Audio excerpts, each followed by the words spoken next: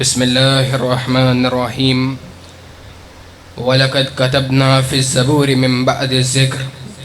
أَنَّ الْأَرْضَ يَرِثُهَا عِبَادِيَ الصَّالِحُونَ۔ اپنی گفتگو کا آغاز کرنے سے قبل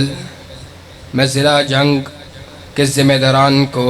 ایک کامیاب ورکر کنونشن کے انعقاد پر مبارکباد کر پیش کرتا ہوں۔ اللہ کرے کہ کنونشن آنے والے دنوں میں ضلع جنگ میں قرآن و سنہ موومنٹ کی مزید ترقی کا باعث بنے، اور اللہ اس کے بدلے تمام احباب جنہوں نے اس کے لیے کوشش و کاوش کی ان کو اجر عظیم عطا فرمائے۔ گفتگو سے قبل آپ ساتھیوں نے محبت کا اظہار کیا، ساتھ چلنے کے عزم کا اظہار کیا، تو وہی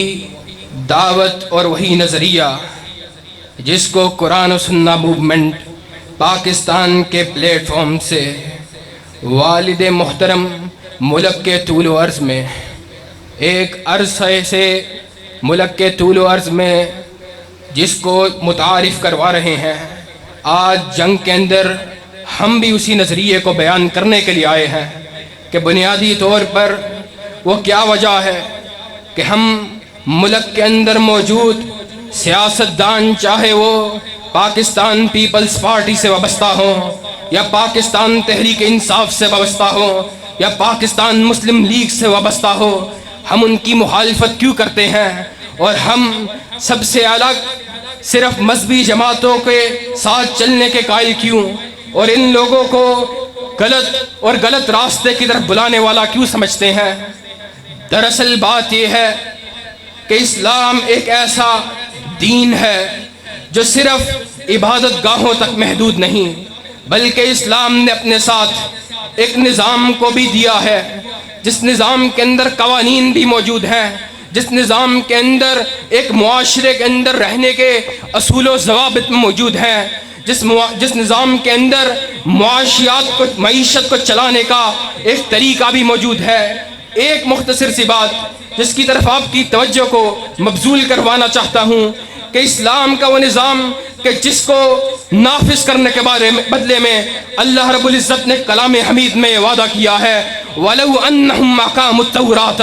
وَالْإِنْجِيلَ وَمَا أُنزِلَ إِلَيْهِمْ مِنْ رَبِّهِمْ لَأَكَلُوا مِنْ فَوْقِهِمْ وَمِنْ تَحْتِ أَرْجُلِهِمْ کہ اللہ رب العزت فرماتے ہیں کہ اگر قرآن حکیم کو اور اللہ رب العزت کی کتاب کو نازل کر دیا جائے تو زمین آسمان سے بھی برکات کا نزول ہوگا، اور زمین بھی اپنے اندر سے خزانوں کو باہر نکالے گی۔ آج معیشت کا وہ مسئلہ جو ہر بندے کی زبان پر زد عام ہے، اس مسئلے کے بارے میں ہمارے حکمران کتنے سنجیدہ ہیں کہ اس ملک کے اندر سودی نظام کو رائج کیے ہوئے پاکستان کی تمام تر جماعتوں نے اس ملک کو سودی نظام کے تحت چلایا، جس کے بارے میں عرش کے رب العالمین نے کلام حمید میں اعلان فرمایا، فَإِن لَّمْ تَفْعَلُوا فَأَذَنُوا بِحَرْبٍ مِّنَ اللَّهِ وَرَسُولِهِ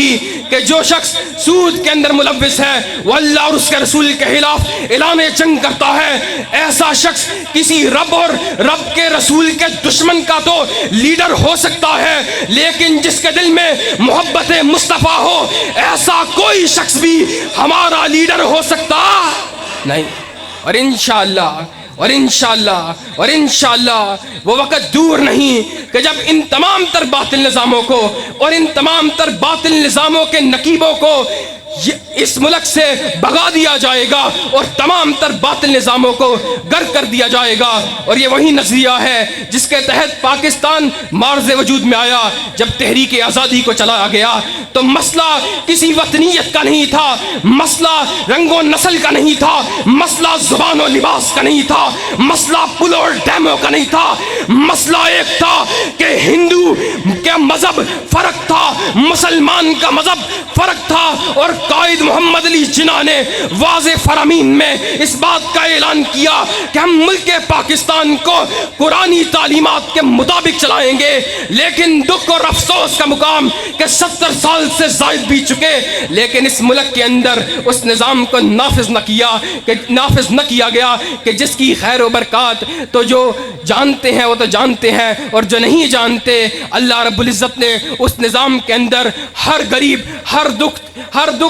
مسکین اور ہر بیچارے کو اس نظام کے اندر عزت عطا کی ہے۔ ہم اسی نظام کے لیے انشاءاللہ اپنی جانوں کا نذرانہ پیش کرنے کے لیے اور ہر مشکل کے ساتھ ٹکرانے کے لیے تیار ہیں۔ کہ آپ ہمارا ساتھ دینے کے لیے تیار ہیں انشاءاللہ؟ اس ملک کے طول و عرض میں ہمارے شانہ بشانہ چلنے کے لیے تیار ہیں انشاءاللہ؟ اور اگر آپ نے یہ عزم کر لیا تو انشاءاللہ وہ وقت دور نہیں کہ شب گریزہ ہوگی ظاہر جلوہ خورشید سے، اور یہ چمن معمور ہوگا نغمہ توحید سے۔ وآخر دعوانا الحمدللہ رب العالمین۔